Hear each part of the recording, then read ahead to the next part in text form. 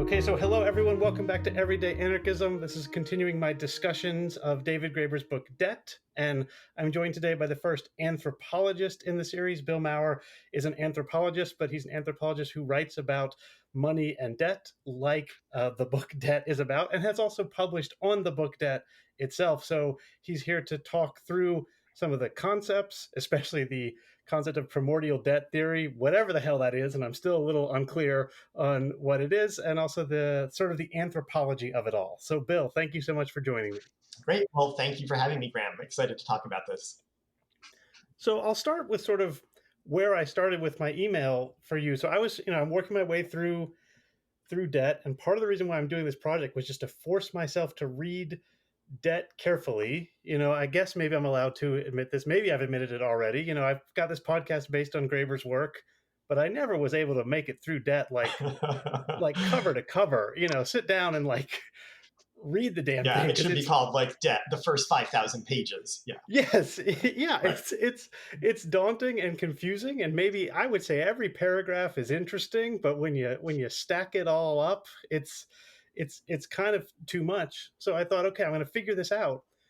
And I was figuring it out, and then I got, pretty early in the book, chapter 3, to this myth of primordial debt, and I thought, I can't work out what this is doing here. So I Googled, and I couldn't find any answers on Google. And when I Googled a little more, I found your article, which described almost this exact phenomenon, that you were writing about the book Debt, and you couldn't quite figure out what to say. And you noticed that this primordial debt theory idea, which is perhaps one of the two, at least ostensibly, one of the two pillars of Graeber's book, has been almost not discussed, and it just was a clue that there was something going on that needed to be unpacked. So I thought, aha, if I have someone who's going to help me unpack this should be the guy. Well, Bill Maurer to the rescue. I mean, Yes. I think that whole phenomenon of the myth of primordial debt being overlooked has to do with the fact that his very clear debunking of the myth of barter as the origin of money, really kind of hit a nerve. Not so much in anthropology, because like we know that already, but out there in the world, right? And this is, a time after the financial crisis when people are thinking about money and debt in new ways. And people are going back to their origin stories and going like, well, if the Federal Reserve could just create tons of money out of nothing to save the economy, then what is money anyway? And everyone has drilled into them from, probably elementary school on, that in the beginning, people bartered with one another. And, if I had fish and you needed fish and you had apples and I needed apples, we would meet together and have direct barter, direct exchange. But the problem is, and this is again the myth of barter, the problem is it's rare that I'll have what you need and you'll have what I need, right? It might be that you don't need my fish, you need some wood, but there's a guy who has wood who needs fish, right? So what do human beings do, supposedly? We invent money. We invent this sort of neutral medium of exchange to facilitate those kinds of transactions in the absence of the double coincidence of wants, right? That very rare situation when you and I will have exactly what each other need. And this is, a story that's been told in economics textbooks forever. And even economists will say this is a just so story, right? This is in effect a model for understanding money in a particular way as that neutral medium of exchange. But what Graeber does, and what every anthropologist who's written about this since Marcel Mauss has done, is to say, what, that kind of foundational instance of primitive barter never actually existed. It is not in the historical record. That's not what you find.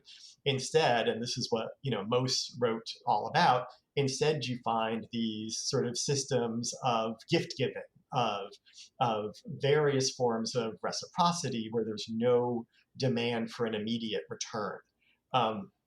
Now, to me, that's Anthro 101. But to the Wall Street Journal, right, that's like mind blowing, because if money doesn't come from barter, then where does it come from, right?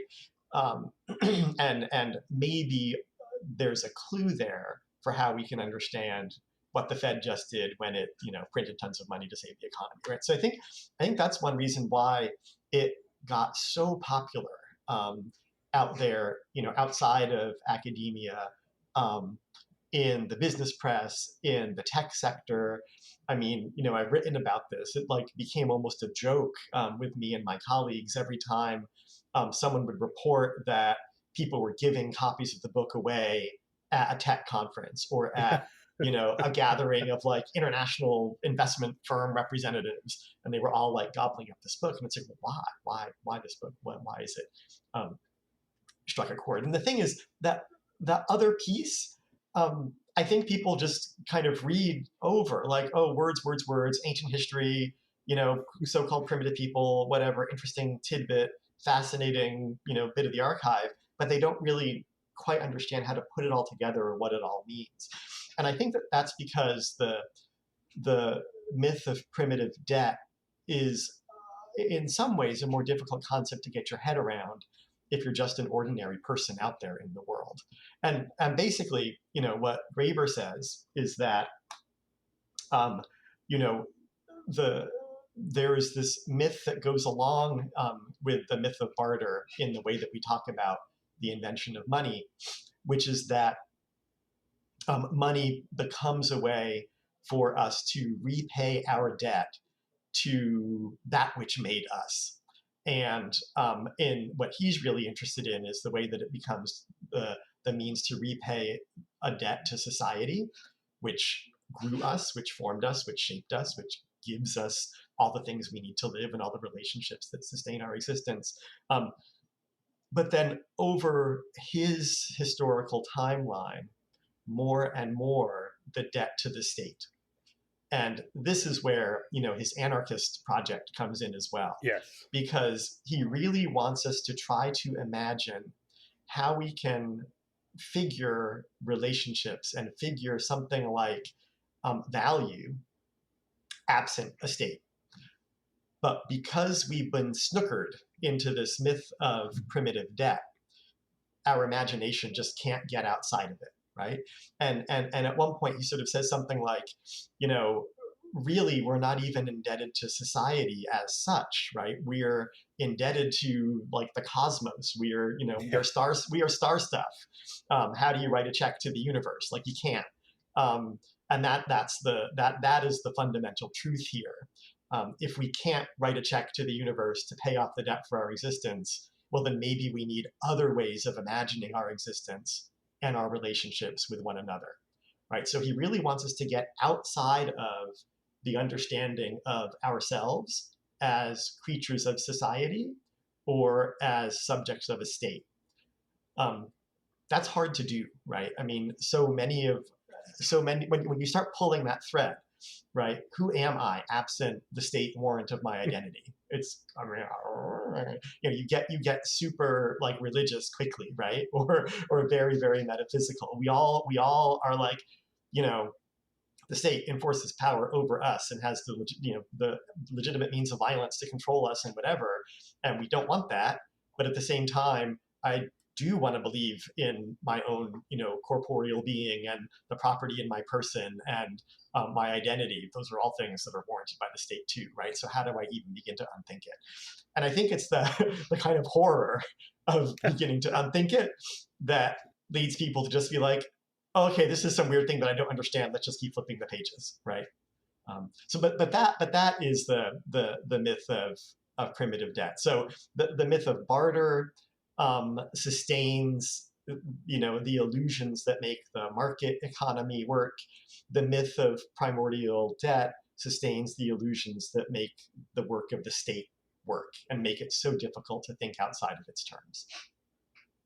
Yeah, that's the conclusion that I came to as well. Once I got stopped in my tracks and couldn't figure it out, and had found your article. So that's excellent. I want to throw a couple of ideas. Let me give you the way I worked it out, and you can tell me what you think. First of Mhm. all, the second thing to add to that, or third thing maybe, is that these things are not competing against one another. This is one of Graeber's big points. So if the left says, And this is the other thing, is like one of the reasons why I think the myth of primordial debt didn't get picked up is because it would make a right-wing government and a democratic socialist government equally mythical, equally wrong, Right. equally you're owing. And that's why you mentioned the anarchism, right? Yeah. Because Right. Exactly. as much as I'm sure lots of people love Bernie Sanders and Jeremy Corbyn and also read David Graeber's Debt and liked it, when you start talking about jobs guarantees and, national service and all of this sort of like, do it for the country, not the fatherland, but the community, the myth of primordial debt is actually applying either way, that you owe That's right. everyone. And then the other thing is, the king metaphor, he tells this little story of like, oh, this is how kings worked. They wanted gold so that they could pay their soldiers, so the soldiers could demand food from the Hmm. villagers, and voila, we have the myth of primordial debt and the myth of barter, Right. and they both just exist to make states. They're not opposed to one another. Your Right. Bernie Exactly. Sanders and Ronald Reagan would tell you that they're opposed to one another and they disagree, but Graeber, in this, I mean, goddamn iconoclastic move, says no, like fundamentally, the market needs the state needs the market. And the reason why you can't imagine your way out of the state, or the reason why you get someone like Ronald Reagan, who is running the most powerful state in existence, trying to, proclaim his fealty to the market while running a state, is because actually these people who claim to be enemies are in some fundamental way working together. And I gotta assume Absolutely. a Yeah. lot of the left readers don't want to Nope. reckon with that.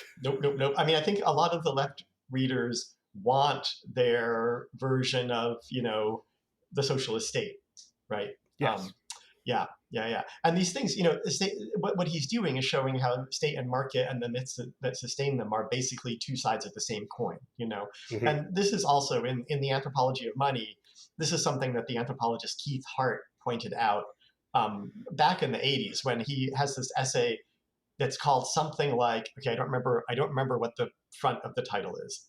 Oh, I got it. It's Heads or Tails, Two Sides of Ah. the Same Coin. That's what it's called. And his point is that it's very easy, right? Like the head is the mark of the sovereign, the tail is the value, the tare, the weight, the accounting, right? The market value of the coin. Right there in that one object, you've got state and market bound together as one thing. And for Graeber, um, this is why Occupy was so interesting to him, because it was this moment of, and all of these words should be in scare quotes, right? This moment of truly voluntary, associationist, collective, consensus-driven political action that both allowed people in groups to be effective, to do something, but also allowed anyone at any time to just leave. Right, the possibility of exit was always there. There was no compulsion to continue to participate, and yet people continue to participate.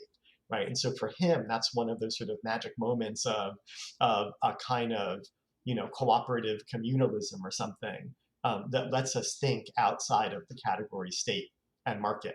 And like in his, the posthumously published book that he did with Wengru, um, which is called, I forget what it's called. You will remember, like The the dawn history of of everything, the everything. dawn of everything, the dawn of Yeah. everything. Totally modest title.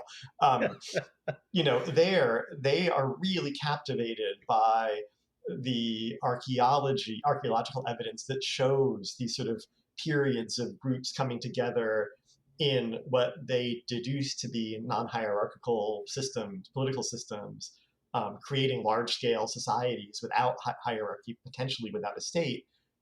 But then also those things fragmenting and people just like leaving and going off and Yeah. setting up their own shop whenever it starts to get too state-like, right? Um, what Graeber has always wanted to do, and it's really a very fundamentally kind of humanist perspective, is put that possibility of human freedom out front, right? Foreground these moments of true human freedom when people are choosing to be in this collective or not, um, as the way that we should think about human existence and the way that we should um, fill in the blank what? Together build structures? Well, no, because that's wrong, because that's going to turn into some state type thing. But expand the possibility, expand the horizon of what it is to be a person in the world. Um, so and we can talk about this more if you like, but this is a thing too that like kind of always sort of bugs me, because Graeber, the opposite of oppression, to me, the opposite of oppression or control is not freedom, because I can't imagine what freedom really is, because we do all depend on each other for our survival. There are always going to be inequalities among people. Um, I am short, right? I need someone else to reach the stuff in the top shelf.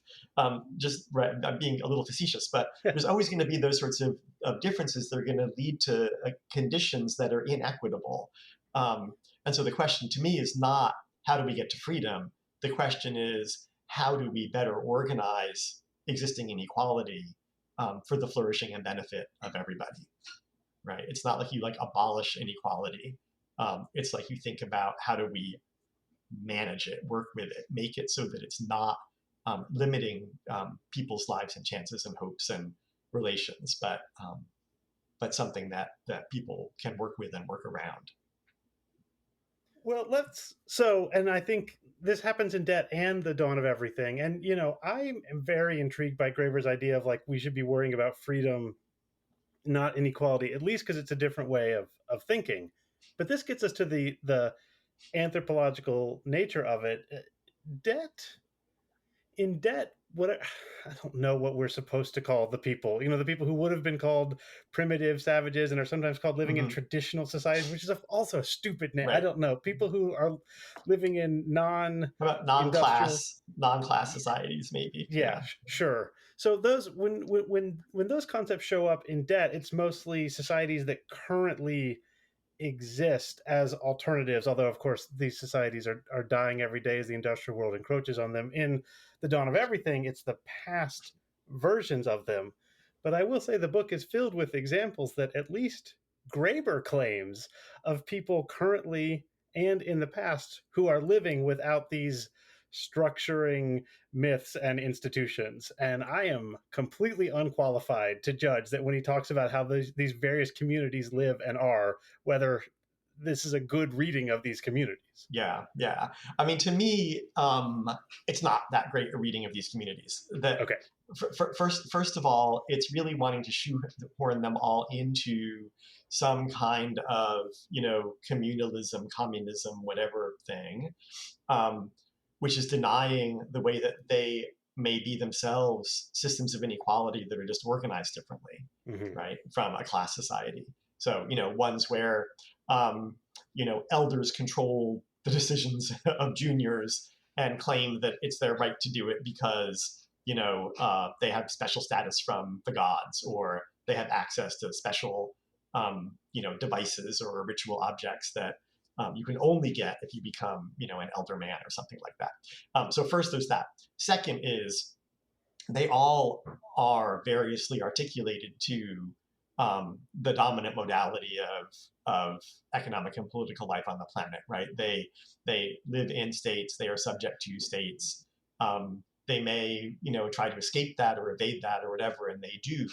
They may remain isolated in periods for prescribed times.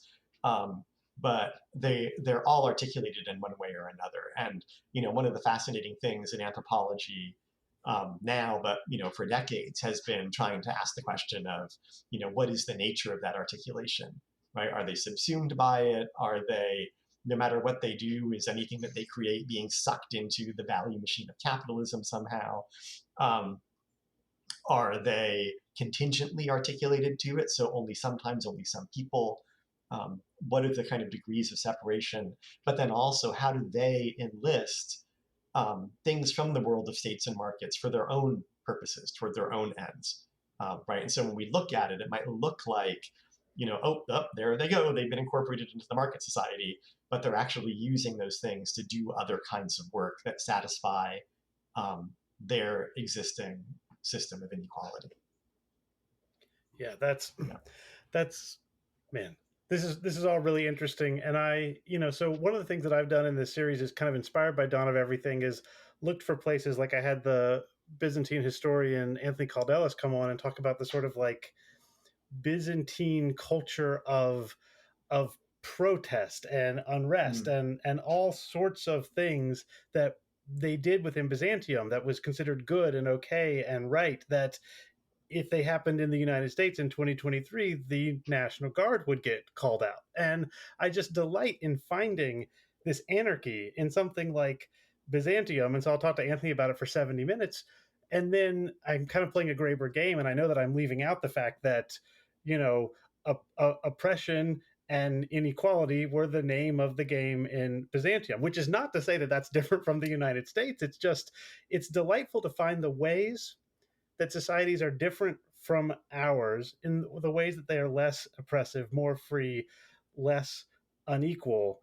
But as near as I can tell, wherever you go looking, you just find different versions. The citizens of Byzantium or the citizens of Athens were much freer than citizens of the United States and much more equal in some ways, and just disastrously less free. And slavery existed, and all of these things. And I sometimes tell my friends about that, and they're like, how can you find anything good in Athens? They had slavery. And it's like, well, it's just kind of both and I don't yeah, know, but that just yeah. sort of leaves you with a much of a muchness, which isn't maybe very useful as an analytical tool. Right, right.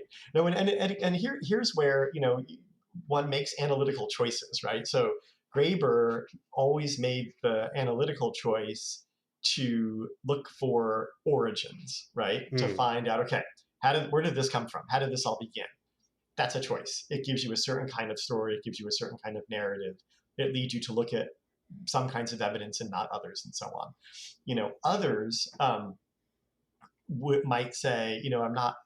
What does Origins give me? Nothing. And Origins is like a really peculiarly Western, Christendom kind of way of Yeah. thinking about the world. Anyway, um, why don't we instead ask about, what are the things that maintain existing relations of inequality, right? It's different from Origin. We're not asking where did it start. We're asking how does this keep going, right? Changes your perspective, changes what you look at. That's another way of doing it, right? That's sort of what I tend to do. Um, Yeah, I think this is another place where we can get in this. He talks a lot about Nietzsche, maybe not in this chapter, but in one of the chapters. And one of the things that have tried to draw out is like, Nietzsche likes to tell you the story of the origin, and then he likes to say, but this doesn't matter actually at all. right. The origin story for Nietzsche is actually a mistake. He likes to start there and then say like, oh, well, how did punishment? I mean, this is very important for the book Debt. How did punishment come about? It Hmm. came about from the concept of debt. And then Nietzsche says, like, but at this point, we're just punishing because we're punishing, and that's what Right. we do. And it doesn't matter where it came from Yeah. Right. anymore. Right. And it seems like Graeber should make that move, but it also seems like he usually doesn't. I've No. seen bad No. readings of Nietzsche where people think that like you can condemn Christianity because it started with hatred or something like that, and Nietzsche's like, that's not, like Right. What's that going to get Christianity us? Yeah. will condemn Yeah. itself for that reason, but that's not why Nietzsche's gonna condemn it. And for the Yeah. same reason, Yeah. we can't condemn debt or the nation state or whatever because it came out of Egyptian pharaohs or something like that. We need to condemn it because it's doing bad stuff right now, or not condemn it for that. And the pharaohs don't really have much to do with it, I don't think. Right. Right. Yeah. Yeah. No. It's a very frustrating thing, right? I mean, the the origin quest does motivate the the encyclopedic nature, right, of Graeber's Hmm. work. He clearly wanted to do that, right? He clearly wanted to make a general statement about all of humanity, in spite of because of the incredible diversity of humanity that he demonstrates. But he does it to get to this point about freedom, to get to a vision of a lived everyday anarchism um, that could work in the world somehow, right? That's the prize he's had his eye on the whole time. Um, and that's what he wants to motivate in people, right? He wants people. He wants you and me to read the stuff and then start acting it, right? Start Yeah. living it. Um, and the thing is, like, I get stuck on, okay, how am I going to do that? Do I like form a co-op? Like, what do I Yeah. do? Yeah, this is, you're really undermining a lot of my project in this podcast, Bill, because that is the thing. Like, you don't need Graeber to tell you how to do it. Kropotkin and Emma Goldman and people like that laid out very clearly what you should do. The big value for Graeber in anarchism is to suggest, or I think he would say, prove maybe that people have lived this way, that what Kropotkin describes as a Hmm. potential future is Yeah. also a very real and like objectively true part of the human Hmm. past. And I am happy to believe that. I desire to believe that. Hmm. But when I read Debt, I do read it thinking, gosh, this sounds nice. Not like, well, Graeber has convinced me that 7,000 years ago, Kropotkin's ideals of anarcho-communism were the default of human existence. I Yeah. would I would prefer that world. Yeah. Right. But it seems like Graeber's project was to show that that was the case. Yeah. Um, Honestly, Kropotkin tried to do that as well, and he also failed. It's just not Hmm. possible, I Hmm. think. Right. Right. And again, because he has those lenses on, he's not going to see the other forms of inequality that were extant in Mm, those societies that he's holding up, right? So if you take the kind of societies that anthropologists used to call bands, right, where you have loose associations of people, um, and think some Arctic peoples, and people come and go. They're moving around a lot. There doesn't appear to be there is no class. There doesn't appear to be any differentiation of rank or hierarchy. Um, Elders don't really seem to have much power over juniors. Um, Women can like run away from their husbands and not suffer consequences or whatever. And yet you still have like violence and beatings and rape. You still have young men who are giving, but basically having continually to bring stuff right to the household of the wife's parents over and over and over and over again, to continuously assert his claim over her, right? Um, that's not freedom. It's a different way of organizing inequality, right? It's not the way that we have. There are certain elements of it that maybe look free to us if we romanticize, but it's just another way of being human. Um, and for him, I think that he thinks that it is possible to be human, free and equal with everybody else. And if it sucks for you, you can just get up and go, right? But like most people can't just get up and go. Or if they get up and go, then they're lost or they starve or, you know, can't continue to live. yeah, I mean, so this whole project for me started when I just was in a terrible, just a disastrously terrible job, and I couldn't leave it. I had Mm-hmm. kids and a mortgage, and I couldn't just leave it. So I'm incredibly sympathetic to this idea. I mean, this is why Graeber advocates over and over again against the democratic socialists for a universal basic income as opposed to a jobs guarantee, because he's trying to imagine a world, and I'm also trying to imagine a world. I want to be very clear that I'm completely on board with the vision of the world Graeber wants to bring about, and I love thinking about versions of it that might have occurred in the past. But also, I thought it was vital that I talk to you about the ways that those versions are, romanticized, because I don't want to suggest that everything was a anarcho-communist utopia before 5,000 years ago. But I got to tell you, Bill, I'm looking for this. I'm looking for a place where I can do the kind of work I want to do, the intellectual work, the Mm-hmm. mentoring work, cook, care for my children, and not be chained to a Mm-hmm. bureaucratic job. And that Yep. that seems to be something worth looking Yeah. for. Although the Yeah. suggestion that they had it in Arctic bands or tribal Madagascar is maybe a little more. That's the tenuous part, right? Right, right. Well, this is where I sort of agree with Graeber that there are examples of what you're looking for all around us, right? They just don't occupy the dominant amount of time and space. So, Mm. he uses the whole like, communism at the dinner table, pass the salt Yes. example. Um, but there's lots and lots and lots of things like that. And, in my work, I am always arguing that the thing we call capitalism isn't just one thing, and it isn't even really capitalist, right? I Yeah. mean, like the market isn't really free. Marx promised me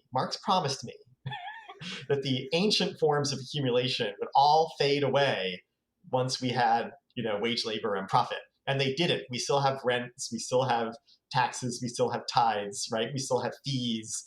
Um, all the stuff that he said would just get washed away by capital, and it didn't. And so much of what we call capitalism is just a grift, right? To kind of redirect resources of taxes of the state into my own pocket instead of being given out for the common good or something. So I'm always interested in those spaces where people are creating other kinds of things in the in between spaces of quote unquote capitalism, or when they're noticing, okay, yeah, that capitalism thing, and they're all using trust funds and whatever. That's not capitalism. Yeah. I can do that too. I can do that too and set up my own thing, set up my own network of property that'll be held in perpetuity by my religious group, for instance. If we take, the Parsis, there's a wonderful new book coming out by someone named Vivina Leila that is called what is it called? Well, I'll tell you later. But Yeah. great book about the Parsis. Um, so, what are those moments? What are those spaces? And then are there ways that we can expand them, right? Make them take up more time and space, um, or use them. So I've done a lot of work over the past few years with the credit union movement. And when I first got involved, I was like, "Why are these people calling it a movement? Like, don't they realize that they're just a bank? It's a movement. What are they talking about?" But like, it's a movement, and they really talk about it and think about it that way.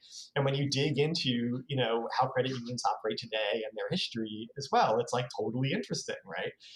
They are always incredibly resilient during economic downturns. Why? Because they're not traded on the stock market, Mm. right?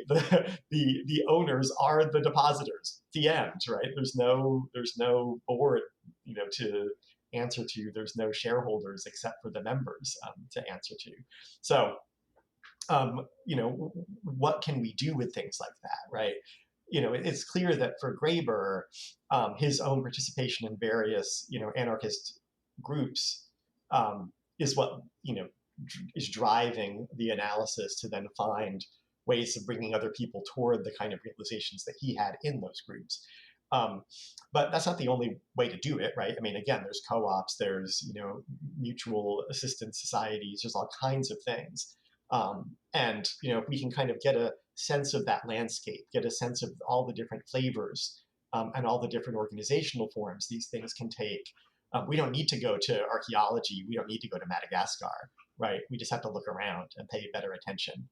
And I think you see that, right, in a lot of activist work right now around things like community land trusts or co-housing, very simple kinds of things. So and that interests me, right? And I'm always like, oh, what's that? How does that work?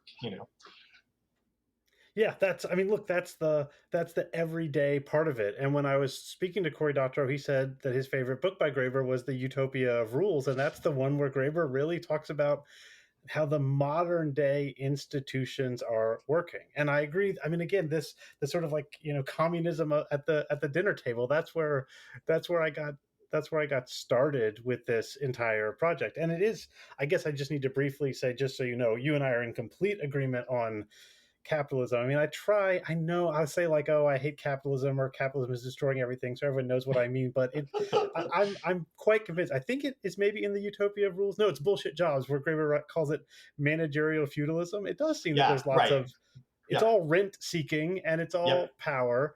And this is where, and I think this was another thing that people found really thrilling about debt, because it was very clear. people, complain that Graeber is just writing romantic fantasies. Okay, fair enough. Adam Smith definitely also was writing Hmm. a romantic fantasy, and I tell everyone in the same way, like the Soviet Union. John P. Clark, I think, made this joke when he was on my show a couple months ago. Like, the Soviet Union isn't communist, and the United States is not. The free world isn't free. The communist world isn't communist, and Hmm. capitalism isn't capitalist. Like, that's Right, just, right. and pointing that out, and pointing out all the ways that we can do everyday anarchism, co-op Yeah, socialism, yeah. whatever you want to call it. And he clearly thought. I mean, this is becoming clear to me as we're talking this. This is very helpful. Graeber clearly thought that if you couldn't imagine the dissolution of that really big thing, whatever whatever we're calling it, because it's kind of capitalism, it made it hard to sustain these little everyday practices. It's almost teleological. It's like he Hmm. needed to think that, if you've got the one version of anarchism that thinks what we need to do is destroy the state with bombs, which is a really stupid version, obviously, and I am against it.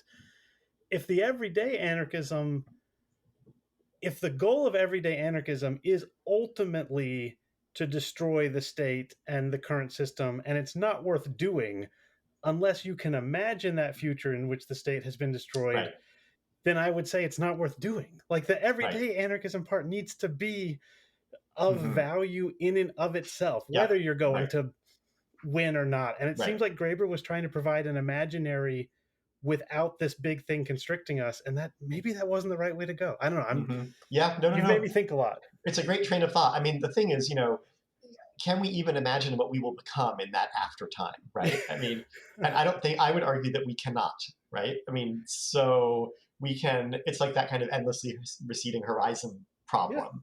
So we can, keep trying to get there, even though we don't know where that is, and we certainly don't know what we're going to be translated into on the other side. But in the meantime, it's hokey, but like be the change, right? I mean, it's yeah. very I, hokey, but I mean, that's it's it.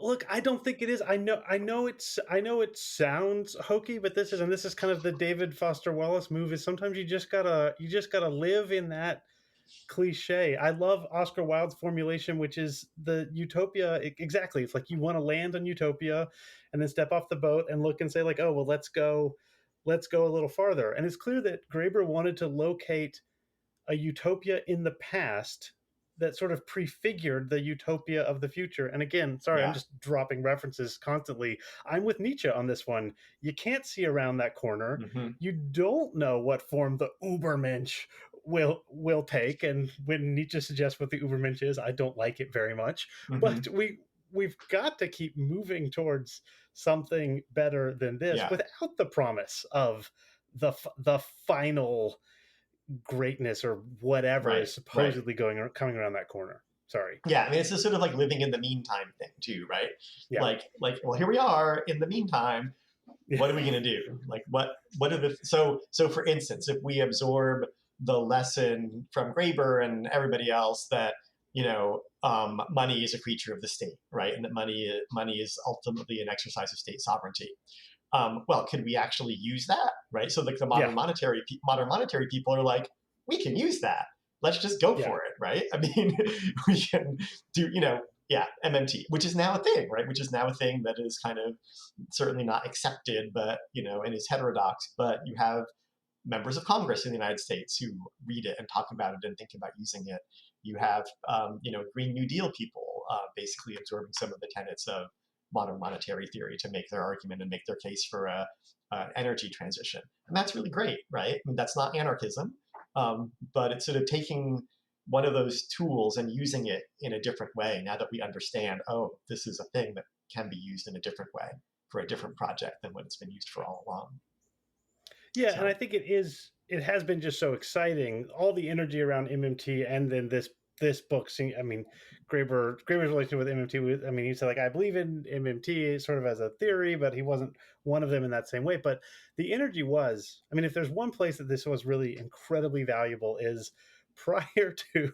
And I think he writes about this in the introduction to Debt, but prior to the crisis, heterodoxy was not was not allowed. Hmm. I mean, Right. it was Yeah. all what you wouldn't get thrown in jail, but you would get laughed out of the world. I talked about this a bit with Cory Doctorow as well. Like, if you questioned Greenspan, you were Hmm. just wrong, because look, the world is good and it's getting better, and the bankers know what they're doing, and obviously their theories are right. And Right. so Right.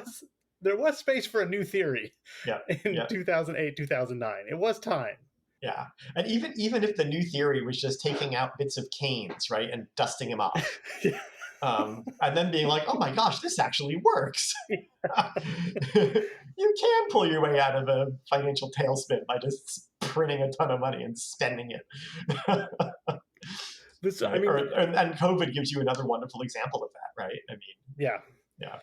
Yeah, again, that was another big part of my inspiration for this project, was suddenly discovering this term essential worker, and Mm, finding out that I wasn't one of them. hmm. I mean, I kind of was, because I was teaching on Zoom, but like my my body being present at work wasn't necessary. So first of all, I was like, so wait a second, so why did I have to be in there first place? And secondly, it was like, oh, good. So these people who you've dedicated the economy, the goal of the economy was to take as much from the people doing the actual work of the world and give them as little as possible.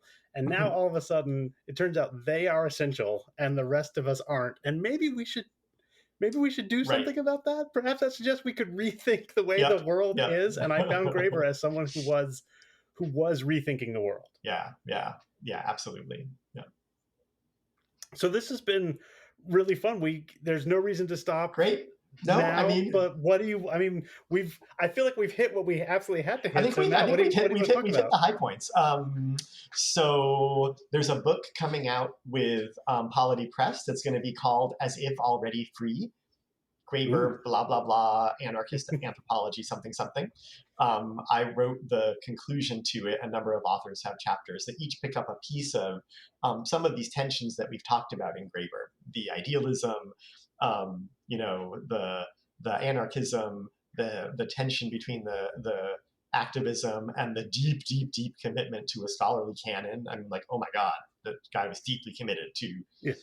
those dusty old books in the library, right? And a very specific kind of anthropology that relied on all of those dusty old books and, towering, almost entirely male figures in the field, not a whiff of feminist anthropology or much, consciousness of what was going on around race and racialization in the anthropological canon. But it deals with those, and I think it'll be an interesting kind of guide for people who are thinking about sort of what's my next step. What's my next step with this Graeber stuff that has helped my thinking and my action get to a certain point. So that's just a shameless plug. as It's as if edited by already Holly, free. as if already free. It's edited by Holly High and Joshua Reno. I think you can like pre-order it now. Um, Okay. it I'll might. put a I I'll mean, put a maybe it's link to it. available as a digital thing. I don't think it's available yet as a digital thing. Okay. Yeah. It's Anyway. it's important that you mentioned that thing about the sort of like canon that he is committed to.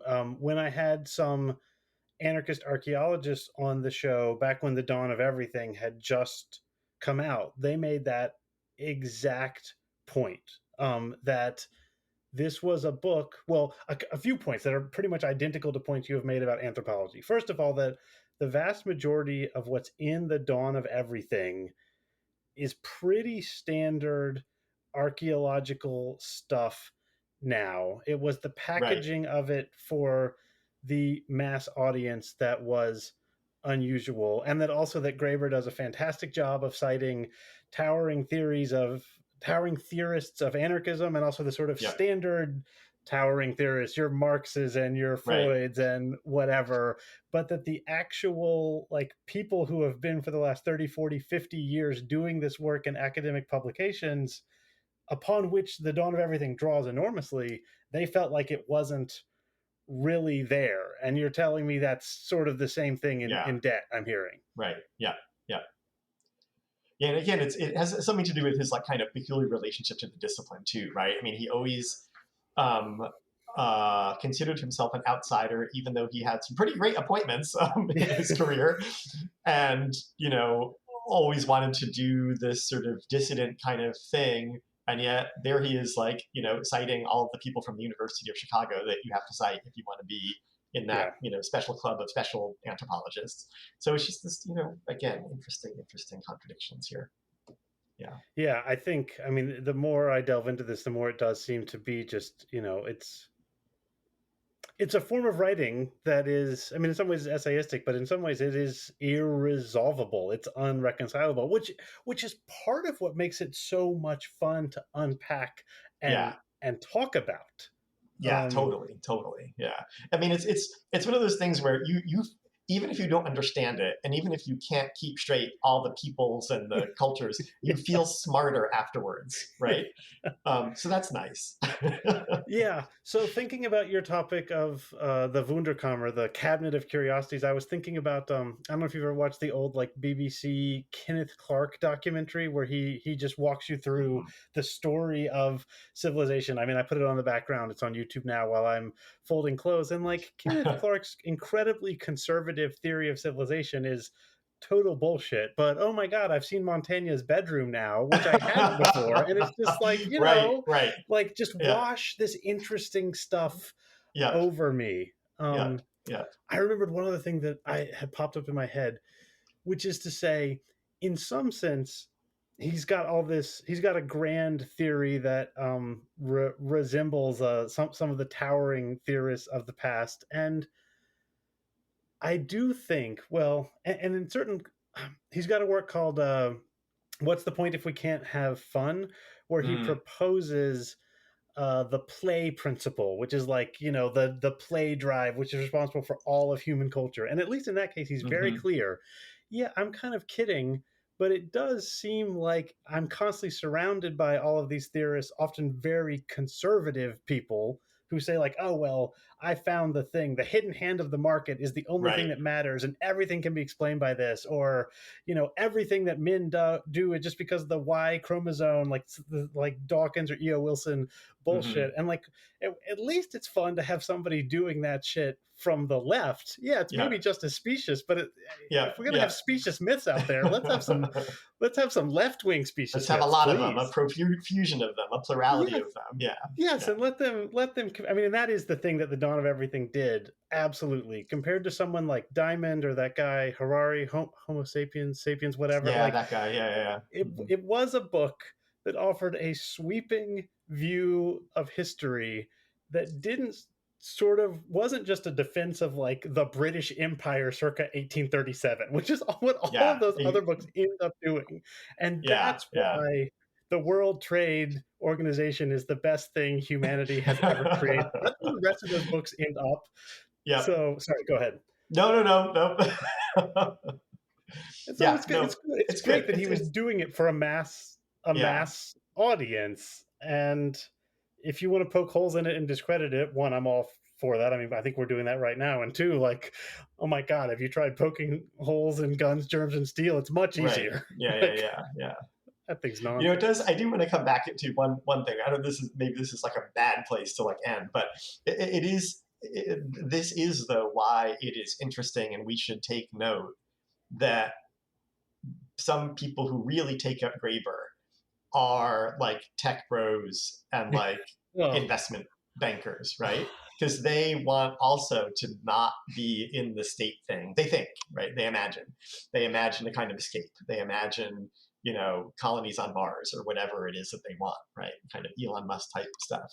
Um, and so, like, back when Debt first came out, like that just kept happening over and over and over, where either I would be at a thing and this would happen, tech bro talking about debt, or people again would email me or report to me, I just came from this such and such conference, and oh my god, they were all reading Graeber. So just a little cautionary thing that, you yeah, know, um, no, I think that's right. So you're not going to be surprised to hear that I think about this a lot. I mean, I mm, think about this a lot, and what I've sort of settled on is I don't like the world we live in very much. I think it's a very unequal and cruel world, and so I'm looking for alternatives and to shake things up. And in this case, it makes sense that if people are looking for alternatives and to shake things up, they're going to look for iconoclastic and fairly hmm. extreme theories, and you're going to get people. I don't want to say like from left and right, it's more simplistic than that, but you're going to want to get people who undermine the existing system, who want to undermine the existing system from all sorts of angles. And if it's a Hmm. tool that can undermine the existing system, they're going to grab onto it. And Hmm. j- Right. not everyone who wants to grab onto that kind of tool wants to undermine the existing system for the same reason Right. Right.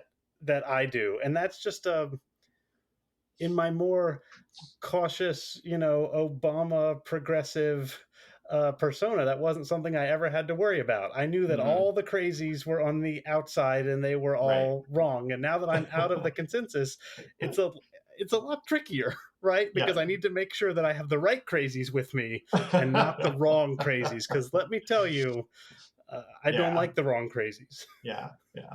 Yeah. That is, it's a danger. I mean, I think Hmm. I'm walking this road and calling myself an anarchist and constantly having to defend myself. I mean, sort of like against the threat of the idea that I am a violent extremist, and Hmm. also the idea that, Peter Thiel has Right. something, similar, or Elon Musk is a great example. It's, it's tricky. And I do see places where there is overlap, and that's why I have to spend a lot of energy finding other Hmm. places where there's not overlap. Yeah. Yeah. Yeah. I mean, the thing too is like focusing on the anarchist part is going to always lead us to think about the, you know, the structures and attenuements of the state, Mm. right? But there's other things too that not just the market, but like all kinds of other things, right? There are infrastructures that are a little different and weird, right? They might be created by the state but maintained by somebody else. They might be the product of a cooperative, right? I love always going back into the history of the Visa card, right? A Visa, Yeah. because it started as a kind of weird co-op. Like D Yeah. Hock was like, we're going to make a non-joint stock corporation, and the heads of the banks he was bringing together to pitch this idea of a bank card were like, what is that? That's not a thing. He's like, well, okay, let's just make one and we'll just Yeah. have it be a thing. And it was, and it, did amazing stuff for a very long time in terms of, creating accessible non-cash payment for rich people, right? Basically. Um, but it remained in this really ambiguous legal status right up until, I mean, what, like the late 90s, or maybe it was 2000 when it reorganized as a publicly traded company. But before that, it wasn't. It was this weird thing, you know. Or again, I'm speaking from some of my own research now into like payment infrastructures. But the automated clearinghouse is this thing that facilitates interbank transfers. It lets people do their direct bill payment and direct mortgage payment and get their paycheck automatically deposited into their account. But what is it? That's a really good question. It's a really good question. It's infrastructure that's mandated by the Fed, but and operated by a couple operators and some banks. Like there are these other things. My point is just that there's these other things that aren't clearly state and aren't clearly market and are like all around us. And then we can kind of ask, well, what are those, and what can we do with those? How do Uh, they make the ambient world that we live in? And how can we bring them to the fore, to the surface, and see what possibilities might lie within them for other kinds of change? I think this is a great place to end, because this is really the everyday part. So if there's an explanatory theory out there about the market or the state or the two of them together that purports to explain everything and also purports to sort of do everything, but all of those things have histories within them that are can contain the seeds of their own destruction. I mean, if you look at housing co-ops, there's housing co-ops have become really in New York emblematic of a sort of upper class structure, but there's working class housing co-ops and credit unions and the library. There's all of these different ways of organizing the world, and managerial feudalism or whatever. First of all, it wants to eat all of them, and secondly, it wants to claim that they don't actually work, or they're inefficient or something like that. But so many of them do work. So find them, study them, learn them, join them, use them. That's the answer, Yeah, I think. yeah, yeah. I think that is very well said. All right. Well, we can end there. Thank you so much, Bill. This Thank was you, such a Graham. pleasure. This is great. Thanks so much.